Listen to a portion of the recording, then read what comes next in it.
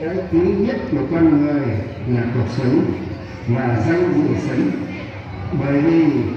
đời người chỉ sống có một lần, phải sống xa với khổ xót xa hơn lần